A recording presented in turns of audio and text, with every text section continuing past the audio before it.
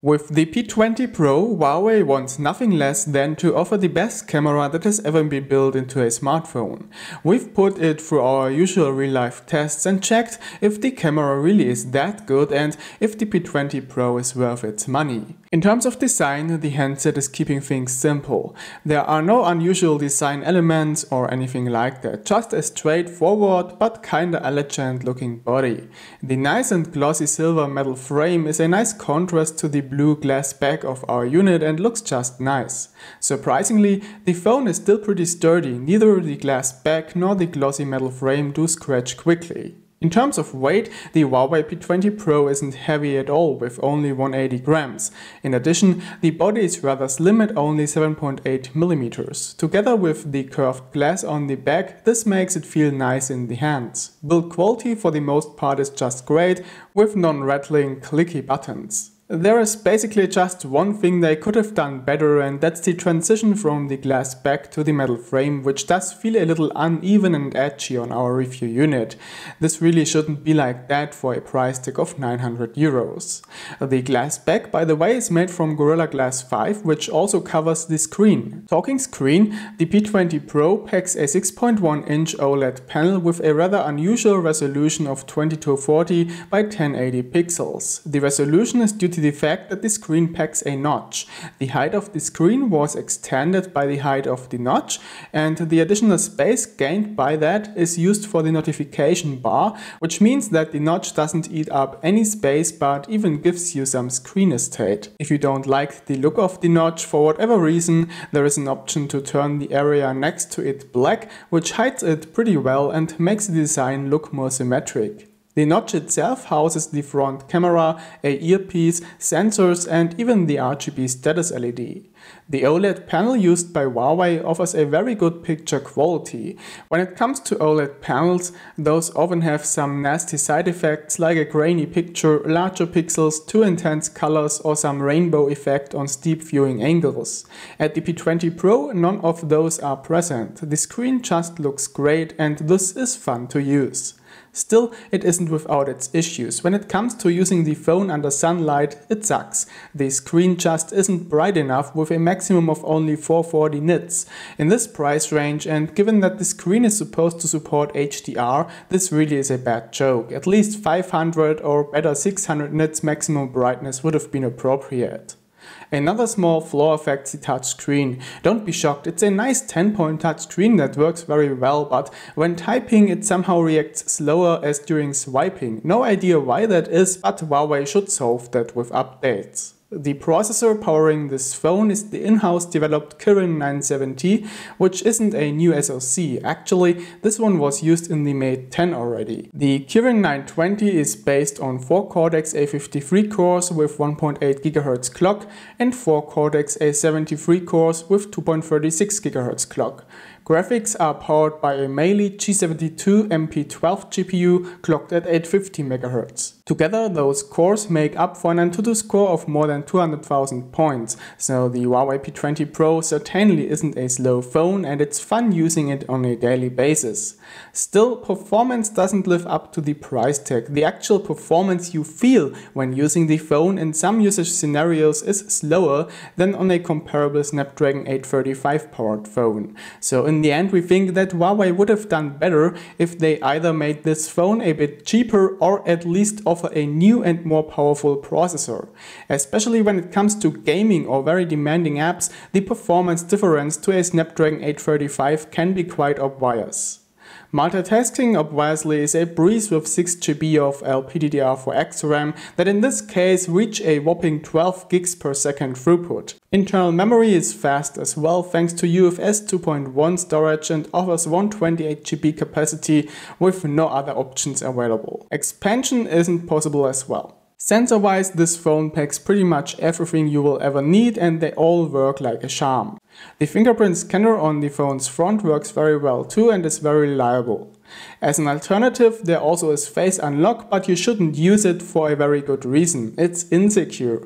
Like on those cheap-ass China phones, it can be tricked with a picture of your face, which is kinda hilarious considering that the P20 Pro packs AI features. One highlight of the P20 Pro is its Type-C port, which isn't a USB 2.0 port like we usually have it on phones, but a USB 3.1 spec port instead. This means that it offers the full range of Type-C features, including the output of a video signal. And Huawei actually make use of that. You can hook up a random Type-C hub to the phone that offers HDMI and then use your phone as a PC replacement. It will start a desktop UI then, in which you can use multiple apps in Windows. The phone itself remains usable while doing so, but the phone UI will be quite stuttery then.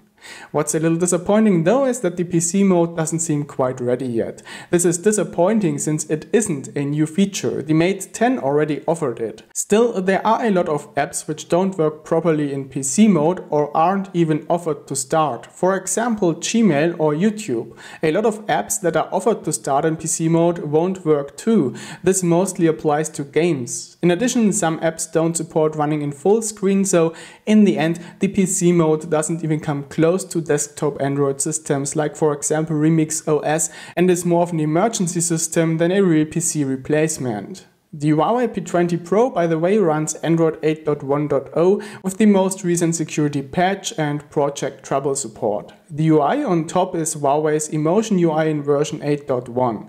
Now if you like Emotion UI or not is up to you. We didn't fall in love with it, to be honest, since we don't like the design too much and Huawei is overdoing it with the bloatware.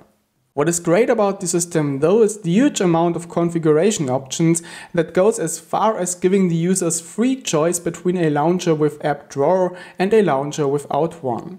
The thing that disturbed us the most about the P20 Pro, however, is software stability. It really is a letdown that Huawei didn't manage to deliver a 900 euros phone with a stable software right from the beginning. During the time of testing, our phone often suffered from sudden reboots or app crashes.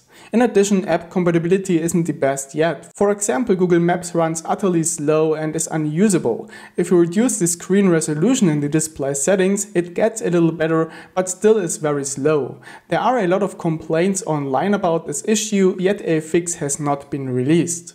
One of the most amazing things about the P20 Pro is its reception quality, especially in mobile networks. The phone somehow manages to get a stable data connection on places no other phone managed to get one before. In addition, it supports pretty much all frequencies used globally. In Wi-Fi reception, quality is top-notch as well, and the phone offers support for MU-MIMO, which is a big plus when using it as a hotspot with multiple connected devices. Also, it can be used as a repeater. What's a little disappointing is that it only supports Bluetooth 4.2 instead of 5.0, but at least NFC is supported, which is a nice thing. GPS works top-notch as well, with a very good signal strength and flawless tracking and navigation performance in all situations. Another great thing is the audio quality of the internal speakers. The P20 Pro uses a speaker in its frame and the earpiece to generate stereo sound, and it sounds great. For a phone, it offers very intense basses and a good overall dynamic range paired with impressive volume.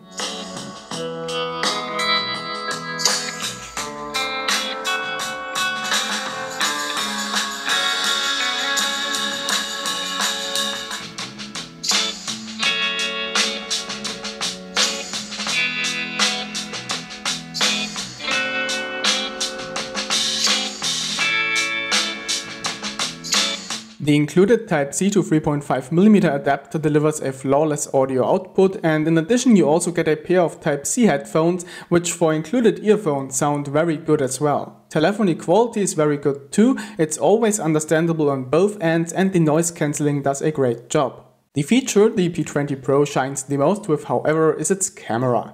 Huawei promises the best camera that has ever been built into a phone, and that's definitely not marketing bullshit. The phone packs 3 sensors, one with a whopping 40 megapixels and f1.8 aperture, one with 20 megapixels and f1.7 aperture, and one with 8 megapixels, f2.4 aperture, and 3 times optical zoom. The picture quality of the main camera is just awesome and really beats everything else out there by far. The amount of detail you get in your pictures is just great, and so is the reliability of the camera.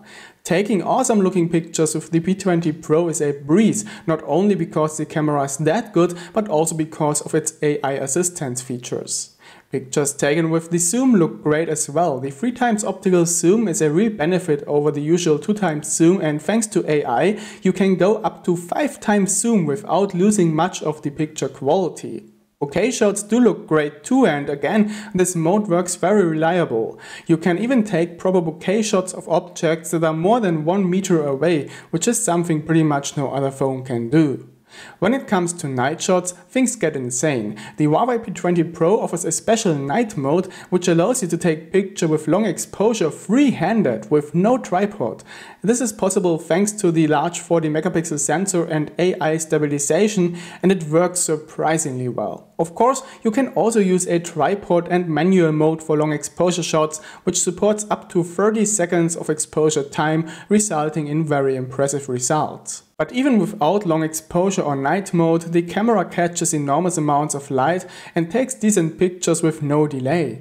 And this benefit is also visible when using the LED flash. The flash itself is very bright, and together with the large aperture, you get really bright, high quality pictures when using the flash, and that is even the case for larger rooms or a greater distance to the object in focus. One more AI feature that impressed us is Predictive Focus. When filming something that is moving, the phone does a great job predicting how the focus has to be set in the near future. The phone does a remarkably good job making sure that the object in focus always stays sharp without any jumping in focus. Pretty much the only thing the P20 Pro doesn't impress with in the camera department is its front camera. 24 megapixels and f2.0 aperture look great on the paper, but the camera fails to impress. Selfies only look good if there is proper lighting. As soon as lighting isn't optimal, the camera struggles delivering detailed and sharp pictures. If you want to have a more in-depth look at the Huawei P20 Pro's camera performance, make sure to watch the dedicated camera review available in the camera samples playlist here on this channel. When it comes to battery life, the P20 Pro doesn't fail, but also doesn't impress. It packs a rather large 4000 mAh battery, but it's hard to get more than a full day of battery life out of it when really using the phone. Charging is done via Huawei's supercharged technology. A full charge takes like 2 hours, which isn't that impressive but still fast enough. Verdict: the Huawei P20 Pro is an interesting flagship phone that sets the bar higher regarding smartphone cameras. Without a doubt, this is the best main camera that has ever been built into a phone to date, and whoever really needs such a good camera will for sure be willing to spend 900 euros on it. However, for normal users who don't need a killer camera but instead are satisfied with a good camera, the price-performance ratio of the P20 Pro isn't optimal. Those would likely be better off with something like, let's say, the Xiaomi Mi Mix 2S, which offers better performance and more up-to-date specs at a much more affordable price tag. And that's the end of this review. A shop link and more information is located down in the video description. I was Christopher for CMM. Thank you so much for watching and see you in the next one.